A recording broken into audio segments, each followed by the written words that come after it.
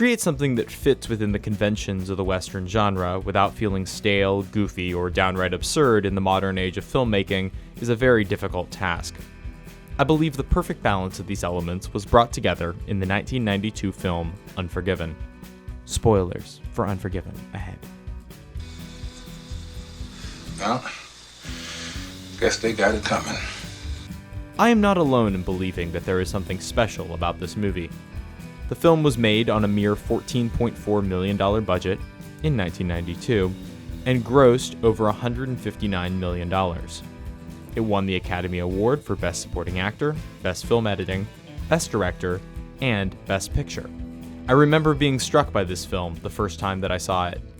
It was impactful, unlike almost any other Western I had seen. I recently rewatched the film, paying close attention to the way the story worked to try to see if I could identify what it was that made this film so special.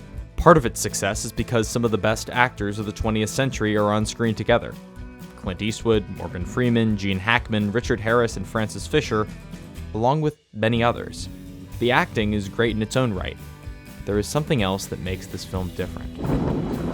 Oh, for her, cowboy.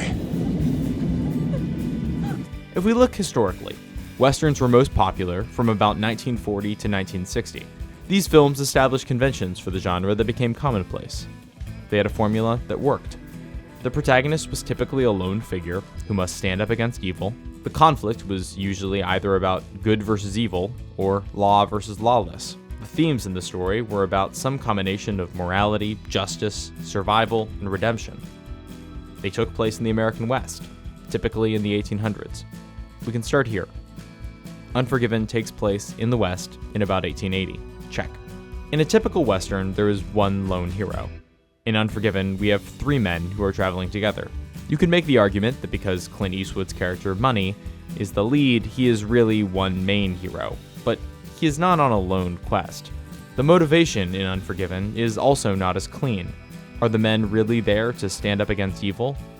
Money, Ned, and the kid are hunting down two cowboys for a $1,000 reward that they will split.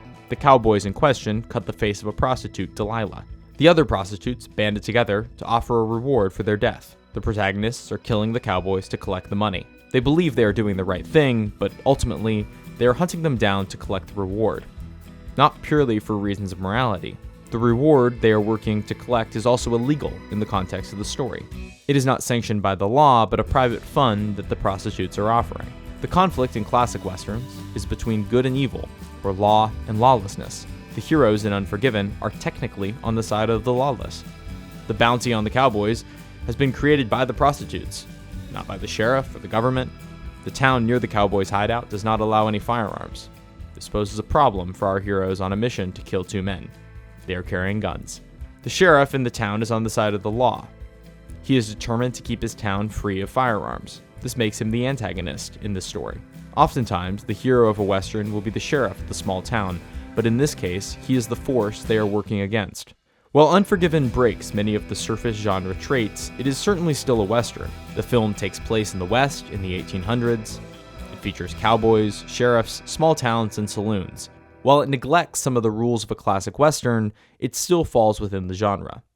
What truly makes it different from other westerns is what it chooses to show. Let me set the stage. Money, Ned, and the kid are hunting down the cowboys. They are stopped by a terrible storm and find themselves in the town that does not allow firearms. Conflict ensues. Money is beat up badly by the sheriff, Little Bill. It takes him days to recover. He is camped out in an old barn while he is slowly nursed back to health and the weather clears. Once he is back, the three men go out to track down the cowboys. You would expect this to be a long, dramatic moment in the film. A sequence where the protagonists try to track down the cowboys but can't find them. Finally, the cowboys see them coming and chase ensues. Eventually, they get the edge and have them in their sights. In Unforgiven, they don't even bother showing it. The scene cuts from Money's recovery directly to the three men hiding in the mountains ready to shoot Davy, the first cowboy. The drama is not about them trying to find the cowboys, but trying to kill them. Ned, Morgan Freeman's character, takes the first shot. He misses and hits Davy's horse, causing Davy to fall and break his leg. Ned is trying to take the other shot and just can't do it.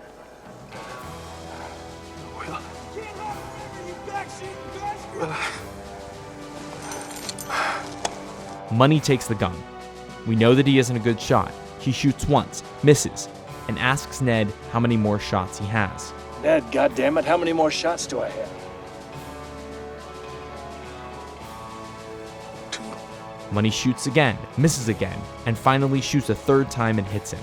Part of the conflict in this scene comes from Money not being a great shot. He's running out of bullets and keeps missing. This is a classic Western moment, but it is only happening because Ned is emotionally unable to shoot Davy, something completely foreign to the genre. Ned is trying to shoot someone that he knows is bad and simply can't do it. There is nothing physically stopping him. The conflict is fully internal. Instead of being a clean kill, when Money does hit Davy, he doesn't die instantly.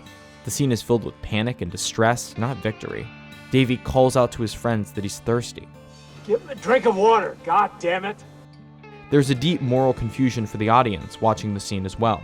We saw Davy's friend Mike cut up Delilah, the prostitute, but Davy didn't do anything wrong. He tried to stop Mike and even tried to give Delilah a horse, but he is lumped in with Mike, and the reward will only be given if he is killed as well. Even though the protagonists don't know this, they aren't jumping with joy at having killed Davy. They are one step closer to their goal, but the scene is somber and painful to watch. Afterward, Ned decides he can't go through with the second killing, and decides to head home. Money and the kid pursue the other cowboy, Mike. Once again, it's not hard to find him. He's at the bunkhouse just outside of town. There's no elaborate chase. It all feels very mundane. Money and the kid stake out the location. They wait until Mike goes to the outhouse. The kid seizes this moment, runs up to the outhouse, and shoots him while he's sitting on the toilet unarmed. Money and the kid run away. They're chased by the other cowboys, but eventually get away from them. They make it back to the edge of town. They accomplish their goal, and they're safe. In a traditional movie, this should be the high point. They achieve the goal they set out to accomplish. The evil cowboys are dead, and they are about to get their money. Instead, the characters feel the emotions of ending someone's life. What little bravado they did have breaks away, leading to one of the most gut-wrenching scenes of the entire movie. I killed the hell out of him, didn't I? 3 shots and he was taking a shit.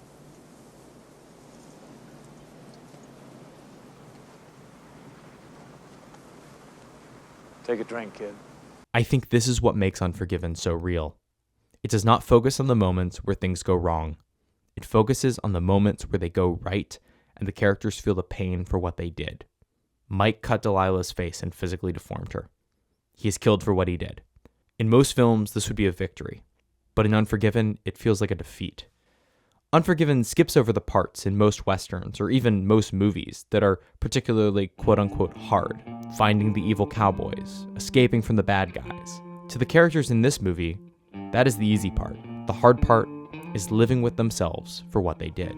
This is why the drama and tension in Unforgiven feels so real. In most stories on screen, the conflict is only externalized. The characters have to do something, and it is the challenge of doing that thing which is dramatic. They must stop the person from getting on the plane or blow up the Death Star. Unforgiven gives us all the trappings of an external conflict, but externally, the characters run into very little trouble, at least in achieving their initial goals. The real struggle is the characters living with themselves for what they did, or are about to do. The tensions are moral, not physical. Are you able to kill this man? And will you be able to live with yourself if you do? This is what good cinema is all about.